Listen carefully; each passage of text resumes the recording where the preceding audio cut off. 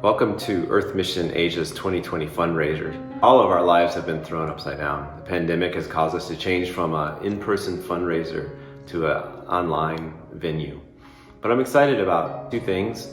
First, because we've moved online, we're able to reach a lot more people. An in-person fundraiser means you'd all have to come to one location, so now we can reach people all over the world.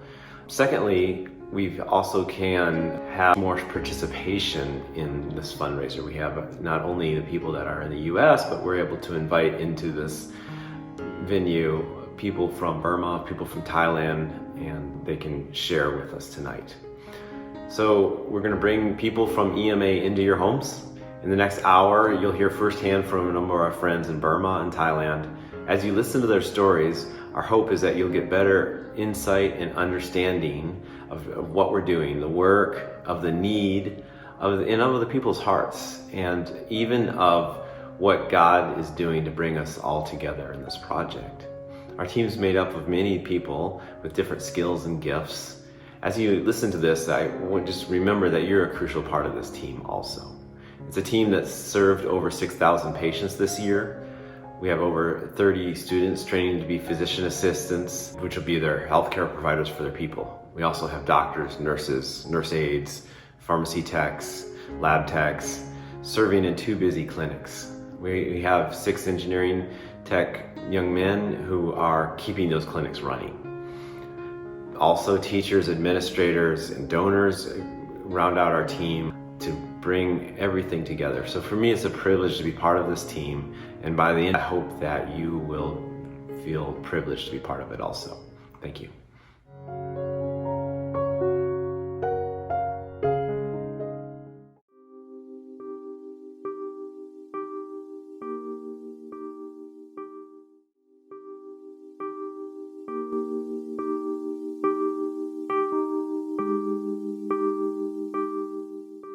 The Karen are an ethnic people group concentrated in the mountainous region of eastern Myanmar and western Thailand. Centuries old, they make up more than 5 million people. Community-oriented, generous, and innovative, they form tight-knit communities woven together by loyal companionship and characterized by joy and warmth.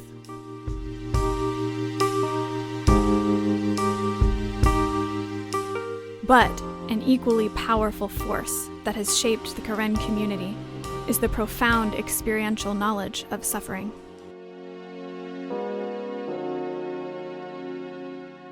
Most Karen people scratch out a living as subsistence farmers in the mountainous jungle, where there are very few resources left over for education or healthcare. The reality of medical and economic crisis remains in Karen state.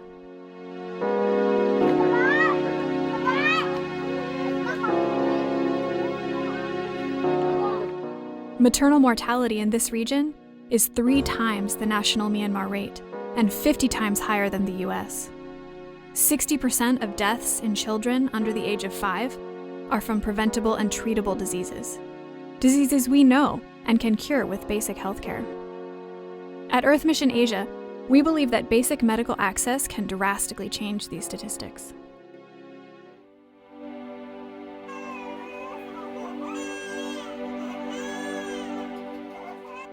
So partnering with local Karen leaders, EMA brings dedicated Karen youth into a 5-year medical training program specifically tailored to meet the healthcare needs of these remote areas and the scarce resources available. We train our students as physician assistants to work in remote clinics under the supervision of centrally located doctors. After completing a first year of intensive language, math, and science studies in Chiang Mai, Thailand, our students then transfer to EMA's Thuray Dopay Clinic in Jiaoji, Myanmar, for 4 years of clinical training alongside our experienced medical staff. There, they gain extensive hands-on experience serving Karen and Burmese patients, preparing them to open and run clinics in other remote areas of Karen state. Once the program is completed, our students will have the skills and abilities of a physician assistant and will return to their villages to provide desperately needed, high-quality healthcare to the remotest regions of Karen state. Our team of local doctors, nurses, and medics have gained years of experience operating in remote and challenging environments.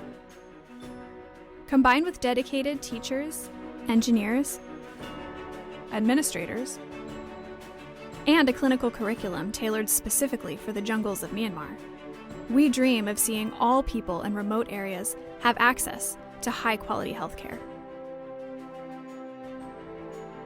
Right now, you and I can choose how we affect the future of the Karen people, how our actions can spark change for millions who have lived in need for decades, and how our own legacies will speak to future generations.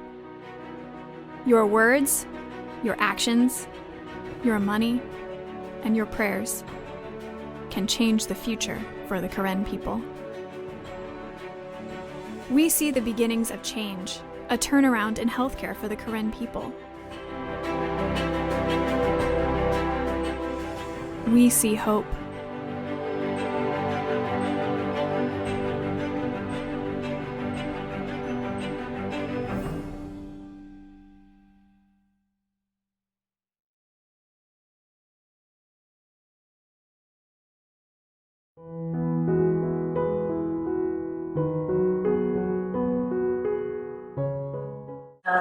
Hello, I am Dr. Natat.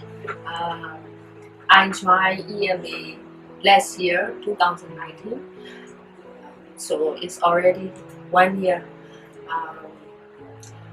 To be honest, last year I didn't attach to the EMA organization yet, but this year, 2020, I deeply attached to EMA because I feel the love from everyone, starting from the leader, my co-worker, and my subordinate, and also from the physician assistant student. I'm very happy to work here because I think it is the Christian-based organization, mission organization. So everyone treat to each other very with care and love. So I never feel pressure. I enjoy every day of my working, every day of my working activity.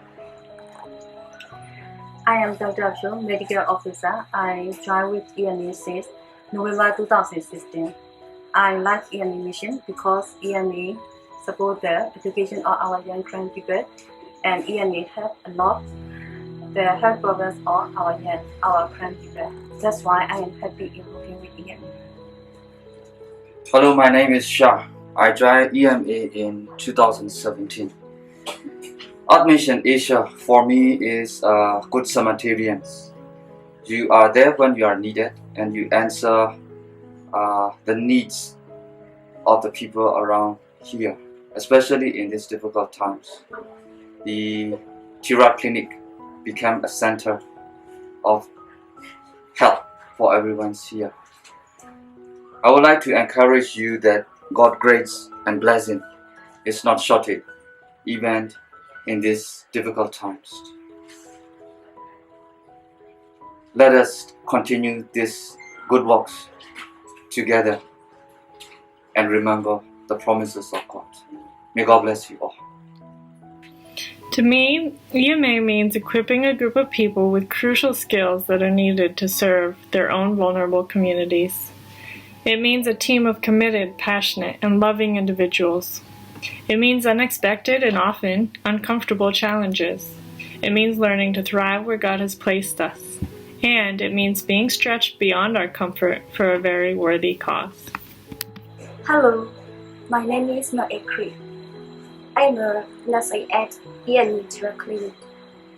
Our Tira Clinic is very helpful for the local people and rural people in the hilly areas. I'm really happy in my work. Thank you so much for your support. Thank you. My name is Daimu. I'm working at the Doctor Clinic EMA, Turkey, as a nurse. EMA is a non-profit organization. I'm so glad to be working at EMA, the Doctor Clinic, Turkey, and I believe this clinic brings many positive advantages to our local people who need help and healthcare support. As a nurse working here, I'm happy. I try my best to accomplish our EMA vision. One of my purposes through life is services that benefit others. And EMA is a garden for me where we sow seeds of love, cares, and prayers as much as we can to the community who is in need. So I'm proud to be a small part of EMA, and I believe that we are glorifying God and doing a great mission through our helping and caring. So, what does EMA mean to me? To me, EMA means hope and health and opportunity for both villagers in remote Karen State as well as our students. Hope and opportunity for our students who are learning valuable knowledge and skills that they can then use to bless their Karen communities with. I've seen this powerful ray of hope really light up in the hearts of villagers who live near the Raintree Clinic. For them to see their young Karen people equipped with knowledge and with skills, the students who are there present to serve them as villagers as they face healthcare crises and difficult times, it really gives the Karen people a powerful sense of dignity to be served by their own young people who not only have the knowledge and skills, but also the servant heart of leadership. To me, that is what EMA means to me. Thank you.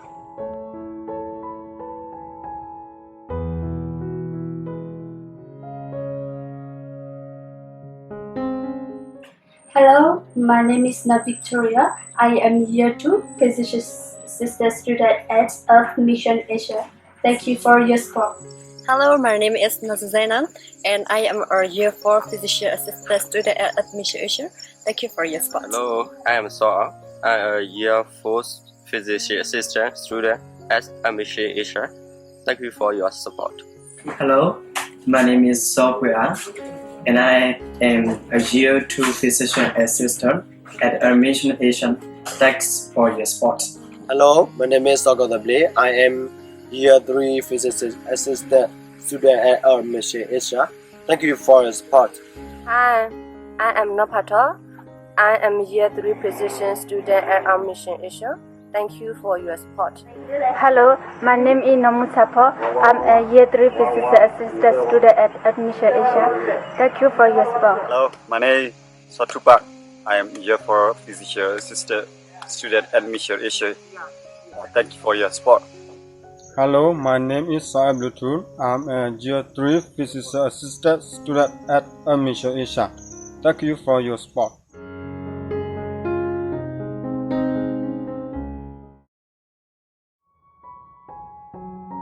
My name is Gareth Baxter and I'm Missions and Compassion Pastor in Christian Fellowship Church in Belfast, which is way up in the northeast corner of Ireland. Celtic spirituality talks about thin places, places where heaven meets earth, where we get to see something of the heart of God outworked in someone or something. The first time I met Mitch Ryan was in a coffee shop in Chiang Mai in Thailand.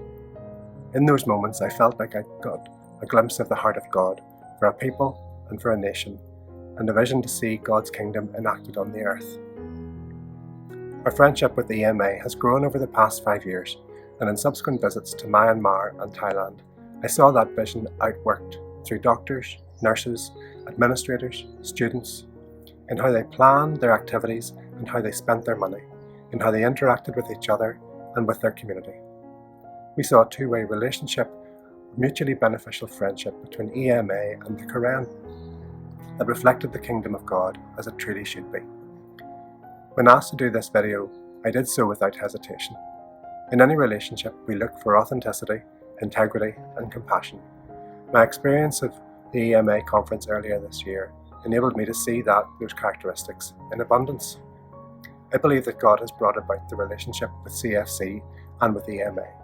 It is our privilege to serve their vision and to see lives transformed. Thank you to Dr. Shah, to Mitch, to Carol, to Irtas, to Hagen, to me, and many, many more for all that you're doing. I want to encourage you to get behind this organisation with your prayer support, but also with your finances, and let's see God's kingdom come to earth through the work of Earth Mission Asia. Thank you.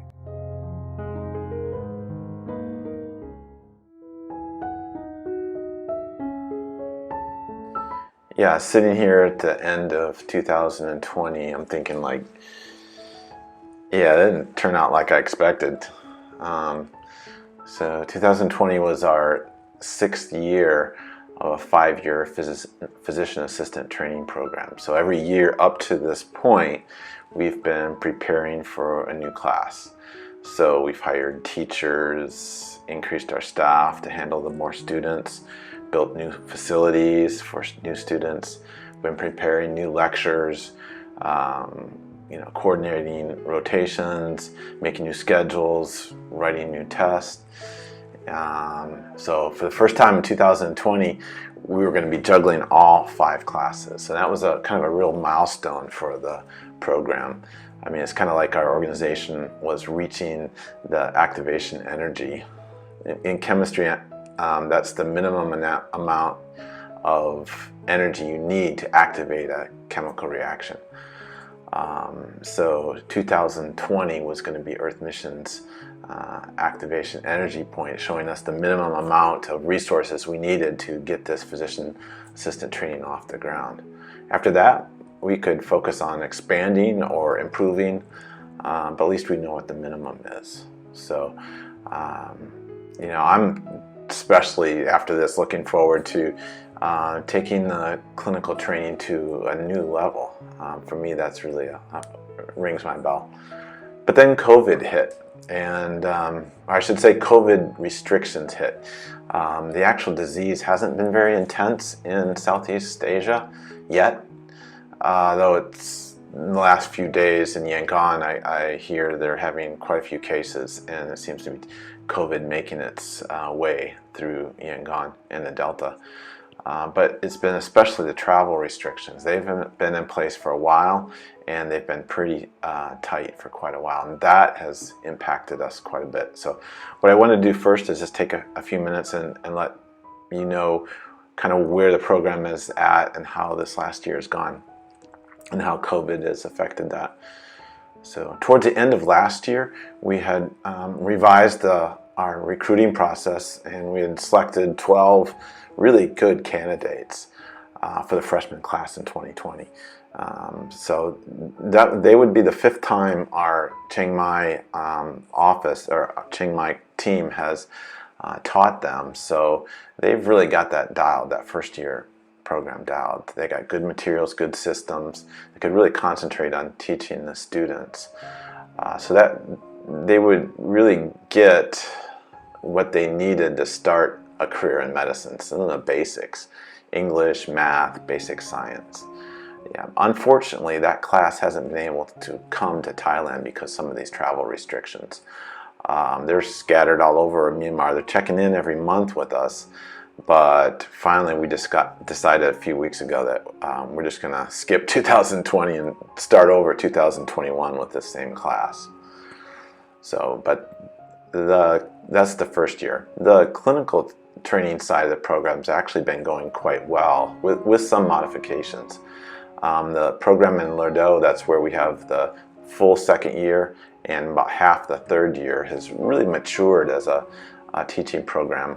I feel like our lab, our pharmacy, the admin department, the IPD, OPD departments, they're all running pretty smoothly. Our doctors and nurses have all taught all of the lectures at least once, and like for me, when I'm teaching a lecture, it takes me at least 2 or 3 times before I feel like it's actually worth listening to, but I think they're a little bit better than me. They can get it down in 1 or 2 times, but just feel like that side of the program has really matured in the last year or so. Our jungle clinic, similarly, at KMC, that's where the students spend the other half of the 3rd year and then their 4th year. This is where the students go. They have mentors there, but there's no doctors or nurses, and so they really learn to start to accept more the responsibility for healthcare, for patient care. And I'm regularly reviewing their samples of their history and physicals and their SOAP notes. And I feel like KMC is much more plugged into the educational process this year than they have been before. We did have plans for upgrading that facility, especially the electrical grid. We had some solar panels ready to go in. We're hoping to get a solar vaccine refrigerator there. That's something they've really needed. We're regularly sending in hepatitis B vaccines for newborns, rabies. They had a rabies outbreak last year. So we really need that vaccine fridge up, but COVID restrictions stopped us. So if we have it, we're just waiting as soon as we can start to move things. And then the 5th year, this is the first year that we've taught the 5th years, and usually we revise it quite a bit after the 1st year, but they've done okay, and I've been really proud of this class. They're a hardy bunch. We're expecting them to graduate. We initially had planned this huge shindig with inviting some big shot leaders across the country, but it looks like that's going to be kind of a muted as well, or else we'll delay the actual graduation ceremony for them. But we've done some of their final testing, and just really proud of that group of students. We've had to struggle moving stuff, moving money, medicine, equipment for our 2 clinics, even while we've prepared them to be handling some COVID patients. We've had to cancel several visits from foreign experts. The foreign experts really add depth to our training, so they can train our staff, they can also train students. For example, one of my good friends taught an advanced trauma life support program. It was just excellent, world class, and our students weren't able to have that this year. So we're hoping to get back on track. But having said that, despite those difficulties, we're still standing. I mean, patients are still being seen. Our outpatient and our OPD and our inpatient are still providing much needed service to about 1,000 patients a month. Initially, the patient counts dropped off in the spring when the first time COVID came around, and just patients were afraid to come in. But that soon we're all up to capacity now. So we're antenatal checks, ultrasounds, our lab, OPD, IPD, we're all pretty much operating at capacity. And also, besides patients, students, the 30 students that we have, they're all continuing to get their medical education. I think you'll hear from some of them today. So overall, I'm just really encouraged to see the sustainability of our PA training program through this COVID struggle. It's continued to thrive despite some of these disruptions. I mean, 3/4 of our foreign staff, foreign volunteers, are unable to get to either Thailand or Myanmar at this point in time, but the program's still going forward. And that resilience gives me some confidence for the future of the program. I think some of that resilience comes from following a biblical principle. It's nothing new. Jesus had 12 disciples. He was with them for a few years. They saw what he did. I love the way John says it. He says, that which we have heard, which we have seen with our eyes, which we have looked at and our hands have touched, this we proclaim concerning the word of life. So in our information overload world, we too need that kind of physical experience, I think, to lend credibility to any new truth that we're evaluating. But then, after a few years with them, Jesus basically turned the disciples loose. I mean, under the guidance of the Holy Spirit, but he told them to go make disciples of all nations. We see Paul doing the same thing in Timothy. He says, "And the things you have heard me say in the presence of many witnesses, entrust to reliable people who will also be qualified to teach others." And that's pretty much what we've done here. In using that strategy, I think we've learned some interesting things along the way. First, what we found that in an environment of humility and grace, empowering reliable people to teach others ends up being a two-way formula. So I'm a leader in our organization. I'm the program director, but I have learned about leadership from our medical director, Dr. Shaw, our administrator, Pen Yue, and our KMC site director, Rekha. I'm a teacher, but I'm also a student. My students teach me all the time. One of our staff, Taka, is teaching or trying to teach me the Karen language. She tries. I hope I'm a better teacher than I'm a student, but I think it's important to realize that ideally when you empower reliable people, give them enough time, they will empower you. That respect and that learning ends up being equally given and received. And this forms a really strong foundation for a team. But the second thing I think we've learned is don't take that for granted. It sometimes takes work. In our case, this mutual empowering actually didn't happen right away. In the beginning, we had a group of foreign volunteers from America, Australia, France, Pakistan, and we had hired some Karen professionals to get us started. Both groups were critical in getting the program off the ground. But those two groups also had quite different ways of thinking, different ways of seeing things, different standards, different experiences, different strengths and weaknesses. So it took us a couple years to get used to that. But 2020, I think we really started moving from getting used to it to realizing that we could capitalize on some of this in the right environment, and that it was a huge asset. So we started using each other's strengths. So the local staff were much more familiar with like the regional legal environment. They were more familiar with expectations of patients from those areas and the kinds of diseases in those areas. Our foreign staff, they had some different ideas about education and different ideas as to what our capacity actually was, even in a remote area. But you combine those two sets of ideas and they're quite powerful.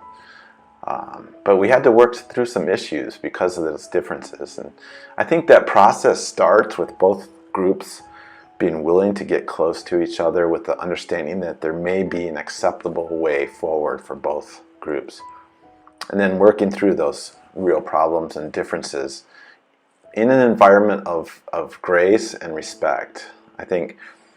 And then I think you need to know the difference between strategies and principles. There's a lot of things that are just strategies. You can compromise them and there's no problem.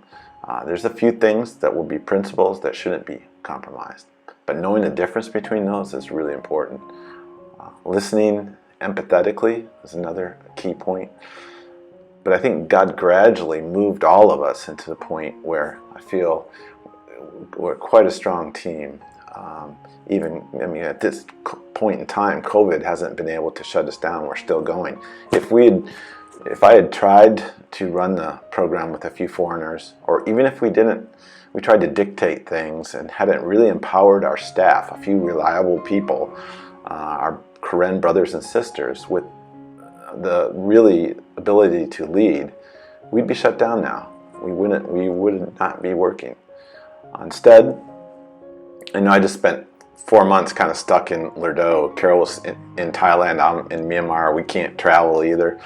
But I came away from that time thinking, now these guys are actually strong. This is a strong team. They can handle significantly more. Even if COVID comes here in force, they can handle as well as I could. I can put my attention elsewhere, turn them loose. So when you empower somebody, I think oftentimes you end up being empowered yourself. Sometimes that is difficult, takes work, takes time, just keep at it. But thirdly, I think the thing we learned is that brings a large measure of joy to the whole group, especially when you're working in hard times or hard places. I think empowering people to humbly do God's will for their lives, it will eventually bring joy to the whole group. I just want to share with you a story of Lola. Yeah, Lola was born in the jungles of Burma. He attended elementary school and middle school in his village, showed aptitude in those early years, and so at age 15 he left home and parents to attend high school on the border in one of the refugee camps between Burma and Thailand. He was obviously intelligent, motivated young Christian man, so Lola then attended the Maramu Bible College. There, as things happen, he met a lovely young lady, Keramu.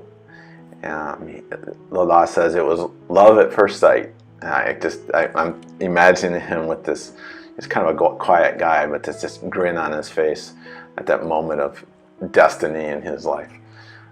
But 4 years later, he graduated with a Bachelor's of Theology degree. He was really well liked. The school asked him to stay and teach another year, run the library. Maybe, Nalke Remu influenced that decision a little bit too. But after 1 year of teaching and taking care of the library, he then moved back to Burma and volunteered for the Baptist Mission Center for 2 years.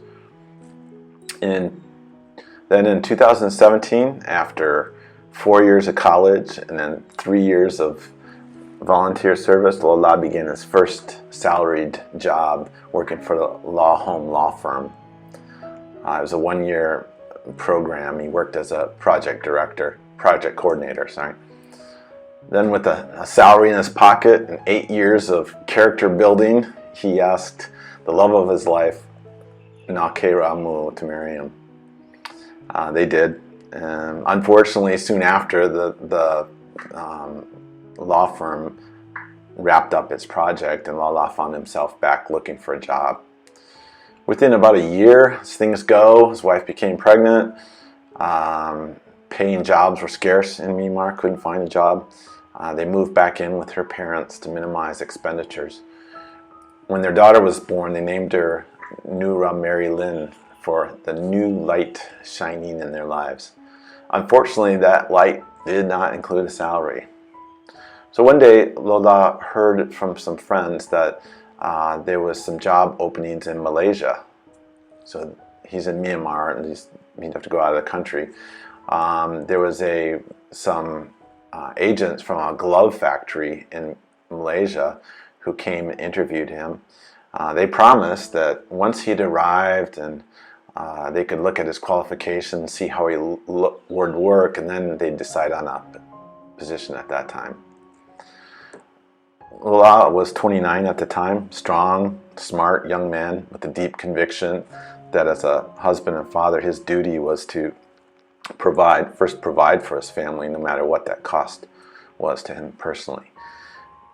He also, loved his wife and his little daughter, and they all hated the idea of him leaving for Malaysia, but they really didn't have much choice. It's a terrible thing when you have to leave your family, and especially if you don't have a return date on that. That's a really difficult thing. 1 week before he was to leave for Malaysia, our administrator contacted him for an interview for a job opening we had at the Jaji clinic, Lerdo clinic. That day we interviewed 3 or 4 other candidates, and Lola interviewed well. You could see he was a serious young man, Christian man, well educated, spoke good English. He was humble, willing to do about anything for whatever the normal salary was. So one concern that he told us about was that he just didn't want us to hire him for a temporary job. because he'd have to leave this opportunity to work in Malaysia. Wasn't sure if he could get that back again. So after considering all the options and all the candidates, we decided to offer Lola a position as administrative assistant, and with a respectable salary. We did, however, say he had to have the 3-month probationary period that we usually extend to all our new employees, and that was the catch. On one hand, he thought appears to be a good job. We're a Christian organization helping his people, give him a chance to use some of his theological background in ways he's always wanted to. And he could stay with his family. That was the major thing. But we're also a new group and doing an unprecedented program in a place that never had foreigners before. Sometimes people in those areas are afraid of new things. Could this program survive long term? Could he pass this probationary period? He'd already resigned himself to working in Malaysia. Maybe just go with the flow. Anyways, he decided to accept our offer, and over the next few months, we found him to be an outstanding employee. I mean, he worked hard, he didn't complain. He wasn't afraid to tell us hard things, difficult information, which that's a welcome but rare trait in any culture, but especially in that local culture. So he easily passed his trial to become permanent staff. And then he's just been such a blessing to our organization. And he brings joy, and that's my point. He brings joy to many of us. Sometimes he's helps us in leads morning devotions for the staff. We try to have morning devotions every morning before work, and sometimes Lola will lead that. He prays with staff and patients and tries to encourage them on their own initiative. Actually, at the end of the day, the whole admin office is now starting to have like a short time of prayer together before they go home. After work on his own time, Lola sometimes will go out to where the student dorm is, and they'll read the Bible together. So, most telling, his supervisor, our clinical administrator, she smiles a lot more too since Lola has been hired. So I think actually many of our employees are sharing loads together, and they've brought each other a lot of joy. Just one last story on him. A few months after he started working and became part of our team, we had an organizational retreat in Mesat, Thailand, and this included the families. There's a lot of people there, probably over 100 people. On the last night, the planners had planned for a talent show, and Lola signed up. I was a little bit surprised because I had no idea what secret talent this quiet man was going to choose to make public. So it was a nighttime event. The outdoor stage was well lit, good sound system. Turns out several of our staff could sing actually quite well. Then Lola's turn came. He strode forward confidently with this infectious grin. He waited for the music to start, so I kind of expected to hear another song as his talent. And then suddenly, our serious, quiet, hardworking theologian, our administrative assistants proceeded to dance to a routine to the Baby Shark song remix. It was hilarious.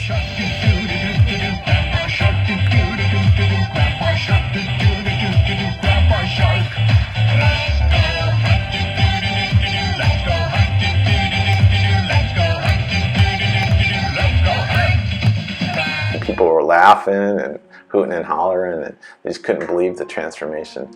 But his grin under that spotlight, surrounded by laughing friends, just spoke volumes of this young man.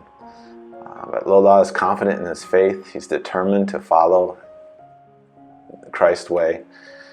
And along that way, he brings joy to a lot of other people, to our students, our patients, to Carol and I. So we're so thankful to have him. Providing him a salary wasn't the beginning of his story, and it's far from being the end. But we helped play a part in empowering him to do God's will for his life right now. And that will bring joy to a whole lot of people. So he could be making gloves in Malaysia.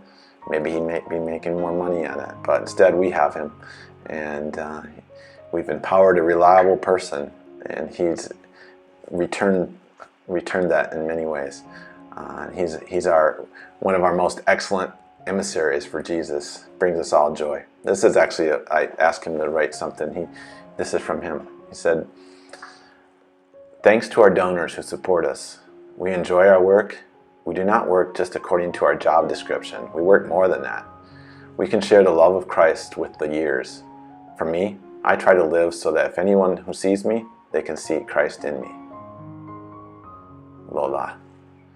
So yeah, there's a lot more unknowns ahead of us in this world economic downturn. One of those struggles is certainly going to be financial. We're at the end of the food chain here, and we know it when it comes to finances. But I just believe God is leading us. He has provided. I believe He will continue to provide. And as we work together as a team, we find we're stronger for it together.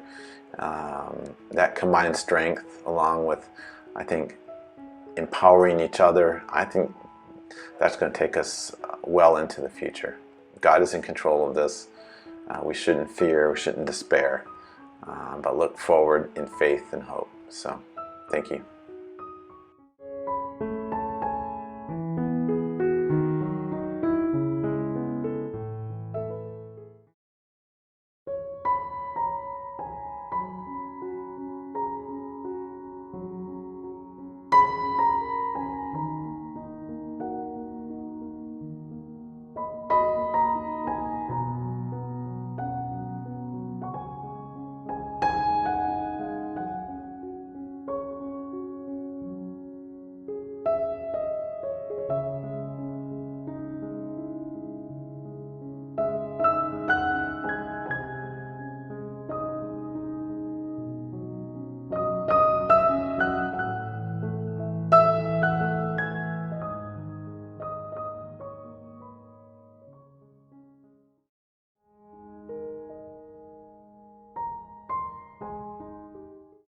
My name is Rico.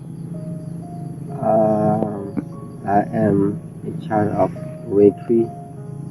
The first thing I want to talk about Dr. Miss, who is my teacher and my doctor. So sometimes when we saw patient, and he even asked me the question, he said, "Ra, why do you think? And what do you think about this patient?" And sometimes I thought, oh, I didn't know enough to answer or to give you the answer or idea. But he said, "Ra, you do know something." So I learned from him. So it seems like we are working as a team. As he's a doctor, he knows a lot, but sometimes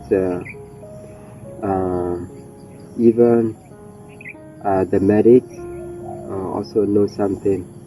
So he always keep us like a brother and working together as a team. So I can see, so he has the love in his heart and the knowledge that God gave him. He want to share, or he want to share and teach other people. If we look at in the Bible, 2 Timothy chapter 2 verse 2 also told us. So we need to share the knowledge that those who are in faith, and so they also will share the knowledge to others. So especially the main point is I want to say that teach other people, empower the other people to be able to work or have their people. I really want to thank Dr. Miss that he came dedicate himself to our Karen people, find a way to train our medics, to teach young Karen people in the remote area. It is very difficult in the remote area. Doctors try very hard to train our young Karen people in remote area to be able to help their people. We hope God will bless us more, or bless Dr. Miss, or also all the people who support us or give us the money to train our current student or medic PA in our current state. So we don't have freedom or peace yet. So we want to pray for our current people that we in one day we will have freedom and we can do better healthcare, or we can spread the knowledge to other people, and we can help more people. So last thing I want to say that we want the world, everyone to pray for our Korean people, and also pray for the country. We will get freedom, or we will get more knowledge, and we can have more people. Thank you very much.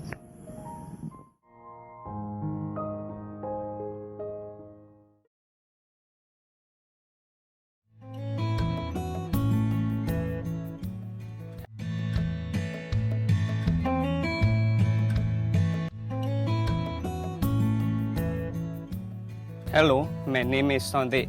I'm year 1 student at EMA. I would like to share a little bit about my experience being with EMA program.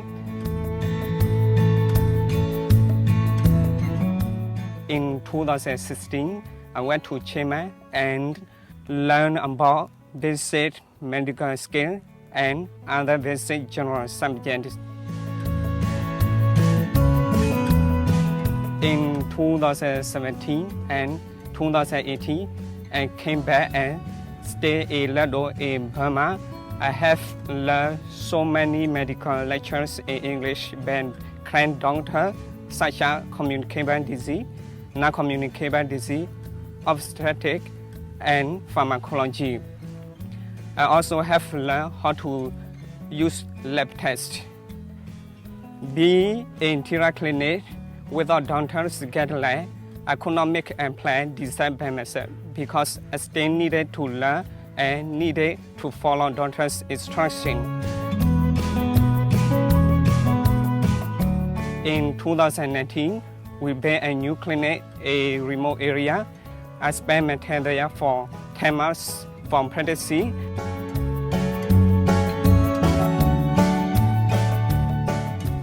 I have more confidence to take care of patients by myself, as I have more practical experience.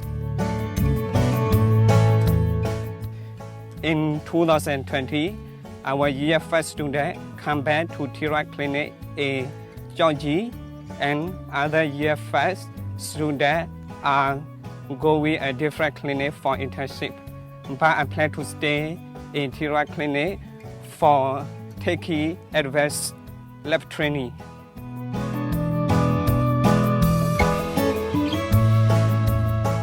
In the future, I plan to go back to my area to do medical treatment and to train generations in my whole area with medical training.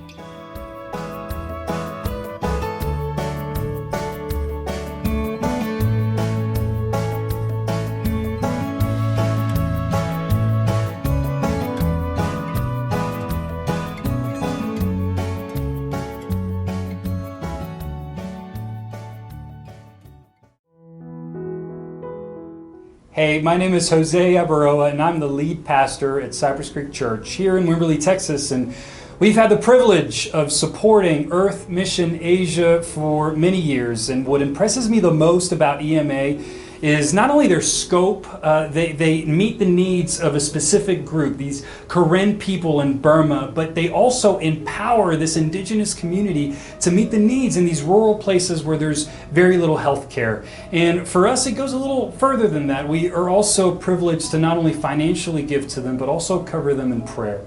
And we love the Ryans, we love the EMA team, and so every week we cover the EMA staff and team in prayer. And so for whatever it's worth, I encourage you to give to the amazing work that EMA does.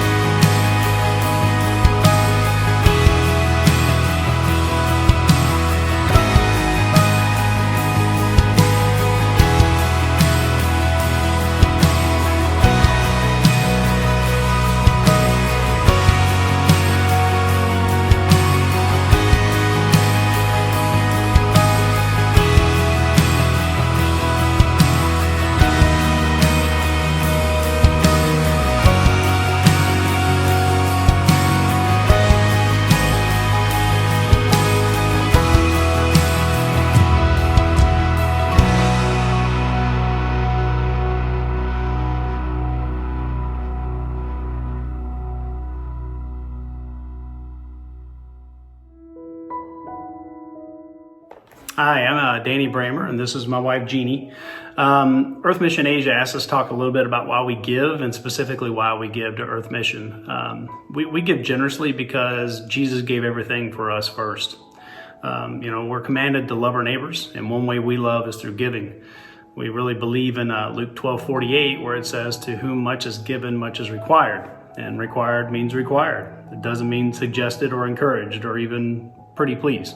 So, we've taken that to heart in our lives, and we're grateful to be able to give back. And, we also understand we live in a country where our possibilities are endless, and it's our duty as Christ followers to shine light in places where that just isn't so.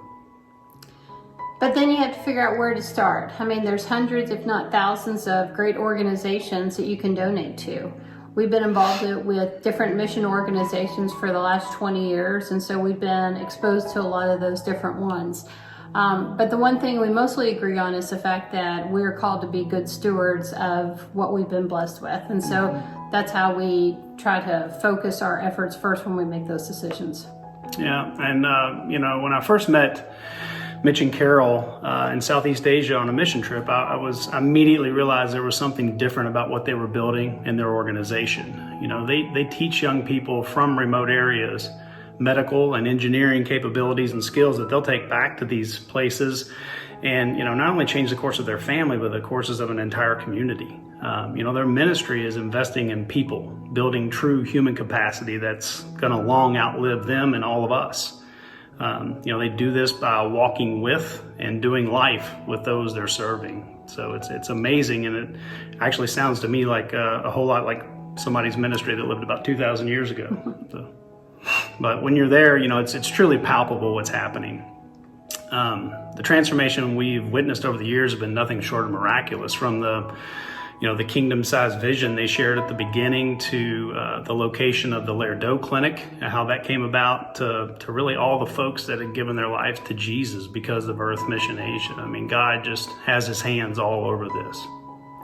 But the standards, the education that they're held to for the medical and engineering program are similar to what we would find in the U.S. So they're getting the same education as they would get here. Mm-hmm. So we're not shortening or giving them less than what we would be expected here. They do all this with excellent educators that really could be making a great living at a lot of different other options, but they choose to serve with Earth Mission Asia. They work together efficiently and across all the roles to support the staff costs. They keep their costs down.